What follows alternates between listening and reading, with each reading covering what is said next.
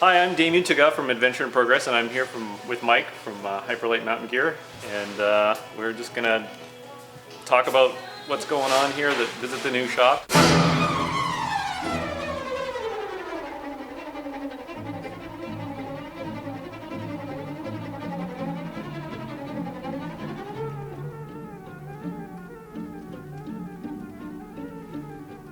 Raw materials along this wall. Yep. This is our supply cubic fiber. What's the blue stuff? The blue stuff on the bottom is actually just a traditional pack cloth. Okay. So we use that for prototyping. Yeah. You know, especially packs, we can actually stitch that and Yeah. But the cubic fiber, it's there's a big price difference between traditional pack cloth and cubic fiber. Right. Right. So we'll do our prototypes out of that. Yeah. When it comes to prototyping with cubic fiber though, like our shelters, we have to use cubic fiber because we haven't found anything that tapes or bonds or adheres the way when we make our seams. We haven't found anything else yet that can come close to how we have to manufacture these products. Right. So we're kind of stuck burning through cubic fiber in the prototypes, Right. and Yeah. that hurts. Yeah. Boxes and boxes of old prototypes that I can't even sell. Yeah.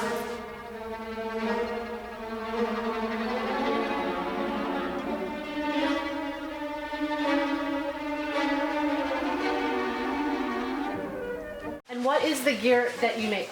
We make backpacks and shelters, some accessory products. This is a reversible pillow. It's a fleece lined. It's a stuff sack primarily.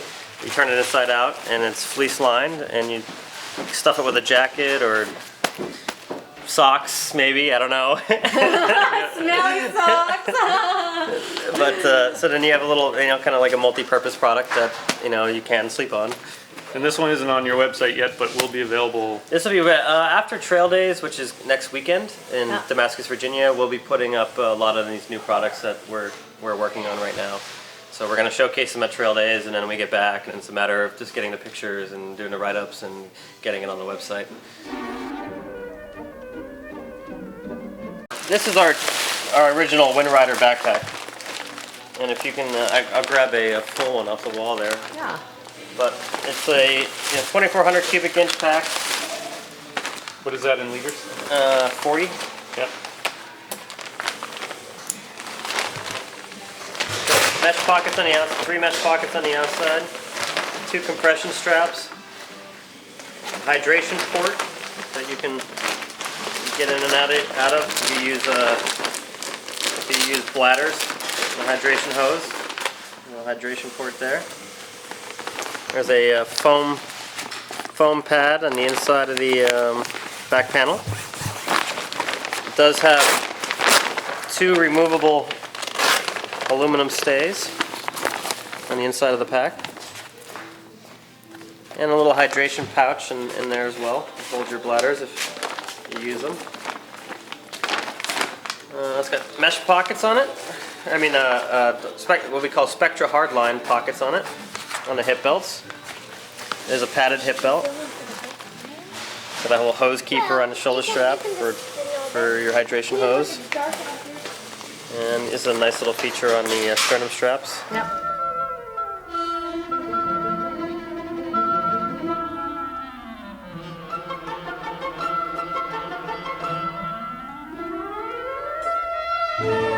Recently, we due to a request from some people out of the southwest U.S., they asked for full fabric pockets. So, And what's the reason for that? in the Southwest, there, all the gnarly brush out there. Yeah. It's the scrub brush and stuff. They said, like, people were saying when they put their packs down and go to just pick it up, you get caught in these little branches and these things that they're not as obvious as you would think. These little small bushes that are just kind of thorny, and so the mesh wasn't holding up as well for those guys down there. But the Appalachian Trail and Pacific Crest Trail, any of those guys, I haven't had any problems. But so either way, we came out with this version.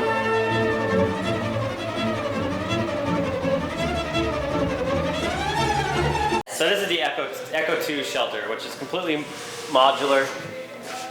The whole vestibule comes off. Yeah. And then you have the insert in the tarp. I have 2 tarps set up here. the second tarp just came back from a customer, Okay. and I had to replace it for him, or he asked me to replace it for him, because it got attacked by a brown bear. Oh! Well, Oh, yes! So these are all bear claws, and then the other side is actually much worse. Oh, I gotta go see the worst. Oh, yes. Yeah. So they, Wow, but it didn't even, well, That's okay. a bear that did. actually, the duct tape he used to repair it did more damage than the bear Did more damage to okay. the bear, yeah. Yep. So he peeled all the duct tape off, and it just shredded the whole So tarp. how does Cuban fiber stand up versus sil nylon? It's 100% waterproof. Yeah. 2, it doesn't stretch. Yeah. And sil nylon, there's so many variations of sil nylon. Right. There's no control process on how they apply the silicone Yeah. to the product. So even under the same roll of sil nylon, you can get completely varying differences to that. Waterproofness. Yes. And so I don't do anything in sil nylon. What about abrasion resistance? Abrasion resistance, I'd say they're about the same. Ripstop, this is much stronger than sil nylon. And this is actually less weight than sil nylon as well. Right. Yeah. So, and it doesn't sag. That's a big, all these tarps which are anchored to the ground and require tension to hold them up. These products don't sag over time, especially when they get wet, like a sil nylon product will. From there, I was back. Hey, This is a heavier fabric than they use for the shelters. So you were saying The backpack material is actually a hybrid. It's a lamination of Cuban fiber and a nylon. So on the outside you have a traditional nylon fabric, and on the inside is the actual Cuban fiber. So you get this. It's a lightweight fabric that is highly abrasion resistant and it's super strong. I mean, I stepped on this with crampons and I haven't gone through it. yeah. So, but this is a prototype of an ice climbing backpack, day pack that we're working on. And that'll be ready within the next couple months. This is Francine. Francine is working on Hi, Francine. working on our new, this is our stuff pack. Okay. So it's a roll top, basically a stuff sack with shoulder straps. Yeah. So it's roll top bag with Velcro closure on it. And then you can cinch it up, Oh, look at that! roll it down. Oh, that's cool. So I've been using it for my sleeping bag. So I keep my sleeping bag in it, turn it inside out, keep my sleeping bag in it. And then if I ever want to do a little day trip somewhere, I can just take this with us. Okay. And is it completely waterproof, so you can use it like your dry bag for your sleeping bag? Yeah, exactly. I wouldn't call it 100%. I mean, we do seam seal the stitches on the inside, Yeah. but there is a chance water could still get in, so it's not 100% dry bag. But I'm also a stickler for this stuff, so if it doesn't absolutely hold water non-stop, I'm going to call it water resistant. Right. Quite comfortable. Like twisted? Yeah, good on this side. How's it look? Great. Part pack rafting, part mountain biking, part hiking. And they came to us and asked us if we could build them a shelter and supply packs for their 15-day trip. How many guys is this? Three guys, 15 days, 850 miles. And you have already, or you are in the process of building the stuff? I'm in the process of building their shelter now. Okay. So we're prototyping it right now. And, Okay. and this one's pretty close. It's a production. When's I mean, their prototype, so we didn't even when put is it all away. their trip? And July. Okay. So yeah, they got Eddie Bauer to sign off on us building their gear for them, and they got a grant through Eddie Bauer to do this.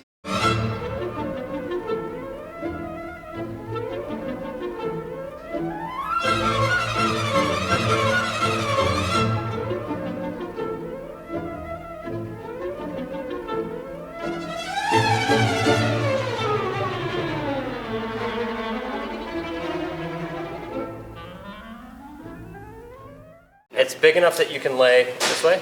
Yeah. That's the idea, is get 3 people laying that way. Yeah. And so I'd be able to do a whole insert with floor, Yeah. and that would fit into this as well.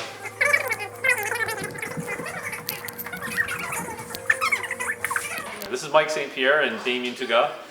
Here we are at the Hyperlite Mountain Gear headquarters and shop, and just want to give a shout out to Hendrik. Hey Hendrik. Hey, Hendrik. I don't know what else to say. Okay.